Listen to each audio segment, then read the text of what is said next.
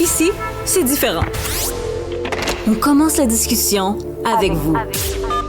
Appelez ou textez 187-827-2346, 187-Cube Radio. Vous avez fait votre testament, en toute honnêteté, là. Est-ce que c'est fait? 187 Cube Radio. Je regarde la gang en régie. Le Flo, ton testament, il est-tu fait? À texte en ce moment. Toi, est-ce que c'est fait à la mise en onde? Tu me dis pouce en l'air. Jess, as-tu fait son testament? Non. Personne n'a fait son testament. Mais vous n'êtes pas les seuls. 50% des Canadiens n'ont pas fait de testament encore. Puis on dit que la tranche 18-34, c'est pas mal les pires, là. C'est ceux qui vraiment sont pas là-dedans. Jean-Sébastien Jutroff, planificateur financier à Jutroff Gestion de patrimoine. Bienvenue à l'émission, comme à tous les jeudis. Pourquoi, selon toi, il y a une espèce de tabou quand on parle du testament? Bonne question. Je dirais que, d'après moi, les gens ont peur de parler de la mort. Tu sais, c'est pas le fun, tu sais, on s'entend. Puis, je sais pas si vous avez déjà fait, pour ceux qui ont levé la main, là, qui ont déjà fait leur testament, on simule plein de trucs qui sont pas le fun de discuter. Tu sais, si jamais cette personne-là meurt, puis si lui est mort, puis si lui est mort. Fait que ça amène toujours c'est assez négatif comme discussion. Donc, beaucoup de gens, où ils ressentent pas l'intérêt. Les gens ne ressentent pas l'intérêt. Il me semble que j'ai pas beaucoup d'actifs, fait que je pense pas faire de testament. Fait qu'on le voit surtout chez les jeunes, mais on le voit aussi chez les plus vieux. Mais il y a quelque chose quand même, quand tu sépares tes biens, tu arrives devant le formulaire, puis là, l'auto va à qui, la maison à qui, puis là, la deuxième personne en cas de décès. C'est vrai que même pour toi, souvent, c'est des questions qu'on s'est jamais posées, puis on a peur de décevoir, même si dans le fond, personne ne sait ce qu'on écrit dans le testament.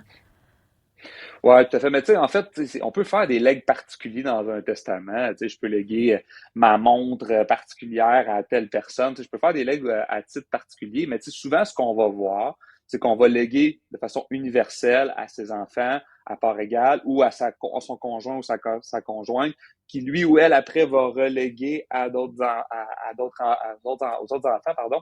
Mais si on l'écrit pas, c'est pas vous qui décidez, hein, c'est le Code civil du Québec qui décide pour vous. Et ça, parfois, c'est pas nécessairement ce que vous voulez. Mais comme planificateur financier, là, est-ce que ça arrive que vous le suggérez à vos clients? Est-ce que ça fait partie des discussions? Tout le temps, tout le temps. Puis, je vais t'emmener à un point, Isabelle, où que c'est surtout important. On voit de plus en plus de couples qui sont en union de fait. Donc, les gens se marient moins. Et légalement, les couples en union de fait qui n'ont pas d'enfants, parce que depuis juin dernier, les couples avec enfants qui vont naître vont avoir certaine reconnaissance. Mais les couples sans enfants ne sont pas reconnus. Je vais donner un exemple. Moi, ma conjointe, on est en union de fait. Si moi, je décède puis j'ai pas de testament, là, les parts de notre maison, ça s'en va pas à elle, ça s'en va à mes parents, à mes frères et sœurs. Alors, tu comprends que c'est pas ça du tout que je veux. Ce que je veux, c'est que ça s'en aille à elle. Mais si j'ai pas de testament, ça sera pas ça. Donc, c'est super important pour les jeunes couples qui sont en union de fait d'avoir leur testament parce que la loi ne les reconnaît pas. Donc, s'il n'y a pas de testament, la loi est appliquée et là, ça s'en va pas nécessairement à cette personne-là. Mais souvent, par exemple, on va avoir des assurances-vie où là, en cas de décès, tu peux donner l'argent à tes enfants ou à ton conjointe. Parfois, il y a des types de placements aussi où l'autre est imbriqué. Est-ce que ça, justement, ça nous protège de ne pas faire de testament parce qu'on se dit, mes placements sont sécurisés puis mon assurance-vie aussi?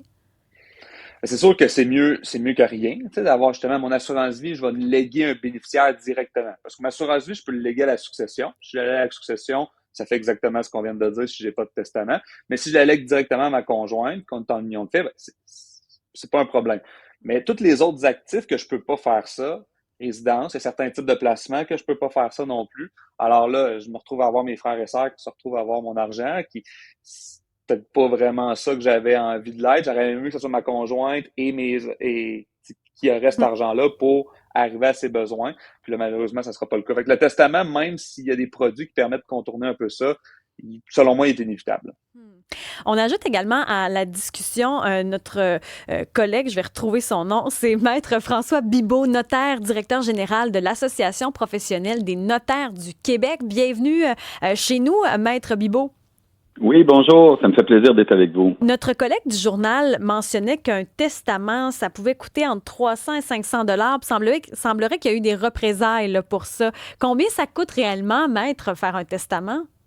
Je vais vous dire qu'il faut être très prudent avec ça, hein, parce que vous savez qu'au Québec, il n'y a pas de tarif obligatoire pour les services notariés. Donc, c'est un peu hasardeux de faire ce que l'article fait en mentionnant qu'un testament, ça va vous coûter 250 $. Vous pourriez avoir des surprises. Il y a certains notaires qui vont annoncer des prix très bas pour la préparation de testament. Puis lorsque vous vous présentez chez eux, ben vous allez avoir la mauvaise surprise que vous, votre cas, c'est un cas un peu particulier, puis là, c'est plus compliqué, fait que finalement, ça va coûter de temps. Donc, moi, je vous dirais que avant de vous présenter chez le notaire ou au tout début de la rencontre, vérifiez avec lui c'est quoi sa charte d'honoraires, combien il vous charge de l'heure. Il faut savoir qu'en moyenne, le taux horaire d'un notaire au Québec, c'est à peu près 200 $ de l'heure, dépendamment de son expérience. Donc, de venir dire qu'un testament va vous coûter 250 $, ça veut dire qu'il va travailler à peu près 1 heure pour vous, pas plus que ça. C'est ce que c'est réaliste? Pas certain. S'il passe 1h30 avec vous en entrevue pour bien cerner vos besoins, qu'il met, disons, 1h30 à 2 heures en rédaction, puis qu'il vous rencontre une autre heure pour la signature, faites le calcul. Alors, je vous dis juste, soyez prudents avec les annonces attirantes au niveau des honoraires peu élevés pour la préparation d'un testament, puis vérifiez. Une chose, par contre, qui pourrait être normale de vous attendre, c'est que pour la préparation de 2 testaments, par exemple, un par conjoint, parce que j'en profite pour ouvrir une parenthèse, il est illégal au Québec de faire un testament pour 2 personnes. On ne peut pas faire ça. On pourrait le faire dans un contrat de mariage avec une clause testamentaire, mais pas dans un testament. Donc, ça veut dire que ça prend un testament par personne. Donc là, il serait logique de penser que comme vous allez aller rencontrer le notaire en couple, il va passer le même temps avec vous pour répondre à vos questions puis prendre les informations pour la préparation des 2 testaments qui souvent sont des testaments qu'on appelle miroirs, là, qui vont se ressembler beaucoup. Donc là, ça serait logique de penser que ça va coûter moins cher par testament en étant en couple. C'est pas évident de magasiner, entre guillemets, son notaire, parce que même quand on veut devenir propriétaire, par exemple, on a besoin d'un notaire. Moi, je me rappelle, à l'époque, là, en Mauricie, ça variait quasiment du double, certains. Là, puis c'était dur de se faire une tête. Comment on choisit son notaire? Vous avez tout à fait raison. Puis comme on va pas souvent chez le notaire, on va peut-être y aller 4 fois, 5 fois dans une vie. Une fois pour son testament, une fois ou 2 pour les achats de maison, puis ces choses-là. Donc, souvent, c'est une question de confiance, énormément. Donc, je vous inviterais à y aller avec des références de personnes que vous connaissez, par exemple des proches, des amis, votre famille, qui vous recommanderaient d'aller voir tel ou tel notaire. Vérifiez aussi si ce que vous voulez lui faire rentre dans son champ de compétences. Vous savez que en 2025, c'est pas comme moi quand j'ai commencé à pratiquer, ça fait quand même 37 ans là, que je suis en pratique privée. À l'époque, les notaires étaient pas mal omnipraticiens. On faisait pas mal de tout. Aujourd'hui, en 2025, il y a de plus en plus de notaires qui se spécialisent dans des créneaux très spécialisés. Il y a des notaires qui ne font que du droit des affaires, puis ils font jamais de testament de vie, et d'autres qui ne font que du droit immobilier. Donc, si par exemple, vous allez voir un notaire pour la transaction immobilière pour l'achat de votre maison, normalement, ça serait pensable qu'ils vous disent, avez-vous pensé à faire votre testament, vous achetez une maison, vous commencez à avoir des actifs importants, mais ça ne veut pas dire que ça va être lui qui va vous faire votre testament. Peut-être que oui, mais peut-être qu'il va vous référer à quelqu'un d'autre dans son bureau. Moi, quand je suis allée faire... Moi, je suis allée, là, j'avais déjà pris un rendez-vous pour le testament, puis ce qu'on m'avait dit, c'est comme il n'y a pas d'actifs, tu sais, à l'époque, je n'étais pas propriétaire. Là. Comme je n'étais pas propriétaire et sans enfant, on m'a dit, t'es mieux d'attendre. C'est-tu vrai, ça? Ouais. Encore, je vais vous dire, moi, par expérience, il y a 2 genres de succession qui sont difficiles à régler. Celle où il y a beaucoup d'actifs et celle où il n'y en a pas beaucoup. Et même dans certains cas, celle où il y a plus de dettes que de biens. Parce que dans ces cas-là, personne ne veut s'impliquer. Personne ne veut agir comme liquidateur. Alors, vous êtes peut-être mieux dans ce cas-là de faire un testament pour au moins donner la charge de liquidateur à quelqu'un. Mais c'est sûr que si vous n'avez pas beaucoup d'actifs, ce que votre autre invité, dont je me souviens plus du nom, je m'excuse. Jean-Sébastien qui est avec nous encore. Oui, Jean-Sébastien, ce qu'il mentionnait, c'est pas faux. C'est que si vous n'avez rien fait puis vous n'avez pas beaucoup d'actifs, on vous laisse pas tomber, là. Le Code civil prévoit qu'il y a une certaine règle de dévolution de vos biens qui va s'appliquer. Donc, on parle 2 tiers au conjoint si vous êtes marié ou si vous avez des enfants nés après le 29 juin 2025. Donc, 2 tiers au conjoint, 1 tiers au conjoint, 2 tiers aux enfants. Si vous n'avez pas d'enfants, 2 tiers au conjoint, puis 1 tiers à la famille, soit le père et la mère du défunt ou ses frères et sœurs si les parents sont décédés. Donc, on voit que dans des cas comme ça, où il n'y aurait pas beaucoup d'actifs, il y aurait quand même une possibilité de voir qu'il y a des héritiers qui sont déterminés par le testament, puis que s'il n'y a pas de liquidateur de désigné par vous, la loi prévoit que les héritiers devront en désigner un.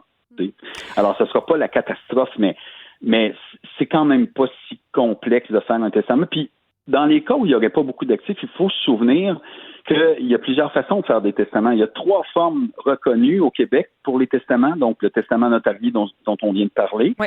mais il y a aussi le testament holographe qui peut être fait de votre main, ou le testament devant témoin. Souvent, on va aller chercher des formulaires ou on va aller voir un autre professionnel du droit comme un avocat pour pouvoir faire rédiger un testament qui va être signé devant témoin. Puis c'est de plus en plus aussi les testaments virtuels. On le voit de plus en plus. Tout ça, c'est valide aux yeux de la loi? Le testament virtuel, ça va être la dernière forme, ça veut dire la forme devant témoin. Donc, règle générale, vous allez compléter votre testament de façon virtuelle. Un coup qui va être complété, vous allez l'imprimer et vous allez le signer devant 2 témoins qui vont signer aussi le document avec vous.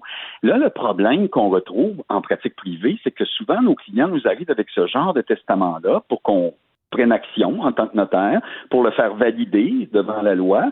Et là, on se rend compte que, s'il est complet, si tout est correct, mais finalement, il va coûter très cher, ce testament-là, parce que le processus d'homologation devant la loi, il va falloir prouver que c'est votre signature, il va falloir faire témoigner les témoins comme quoi ils vous ont bien vu signer, que c'était bien votre volonté.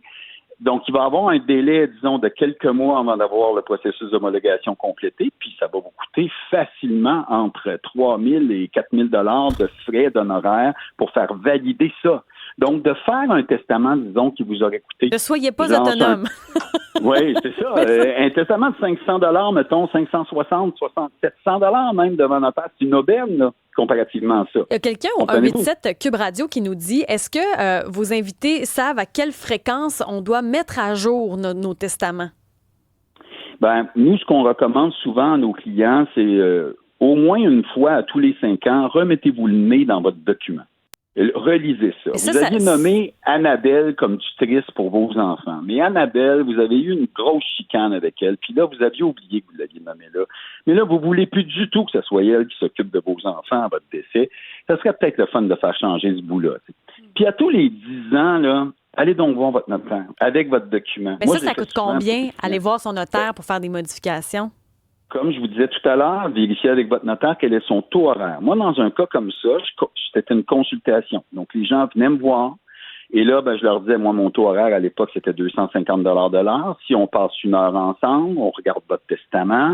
Puis peut-être qu'à la fin, je vais vous dire, tout est beau, tout est correct, il n'y a rien qui a changé dans votre vie, je vais vous poser des questions. Mais ça vous a coûté 250 ou 300 $, mettons, le taux horaire du notaire que vous aurez choisi pour au moins être confirmé que tout est là-dedans, bien correct, puis qu'il n'y a rien qui a changé. S'il y a des changements à faire, là, il faut voir. Est-ce que la consultation va être comprise dans le tarif que le notaire va vous charger pour faire le testament ou refaire un codicile qui est seulement des modifications à votre testament? Ça, c'est possible aussi. Alors là, il faut vraiment voir avec le notaire en question parce que, comme je vous disais, il ne faut jamais oublier, il n'y a pas de tarif obligatoire au Québec concernant les honoraires notariés. Mais ça, c'est intéressant ce que vous nous dites. Là. Puis il y a Stéphane aussi au 187 Cube Radio qui dit, moi, au lendemain d'une infection de COVID, j'étais sûre que j'allais mourir, donc j'ai pris un rendez-vous avec un notaire, pris des assurances-vie. Je voulais pas que mes enfants soient pris à gérer une succession sans testament. J'ai 56 ans, donc j'ai décidé de prendre ça en main. Jean-Sébastien Jutras, planificateur financier, est-ce que vos clients sont réticents parfois à adhérer à un testament ou est-ce qu'il y a des questions, des incompréhensions que vous voyez, vous, sur le terrain où les gens font j'ai peut-être pas besoin de ça, je suis pas sûre. Est-ce que vous le sentez auprès de votre clientèle? Non, une fois que c'est expliqué, en fait, souvent les gens ont pas envie de payer pour le testament, mais une fois qu'ils ont compris le pourquoi du testament, puis qu'en fait, légalement, ils sont pas vraiment protégés comme ils le voudraient, habituellement, c'est pas trop compliqué d'aller les convaincre. C'est pas si dispendieux que ça si on compare à l'homologation et tout ça après au niveau des frais.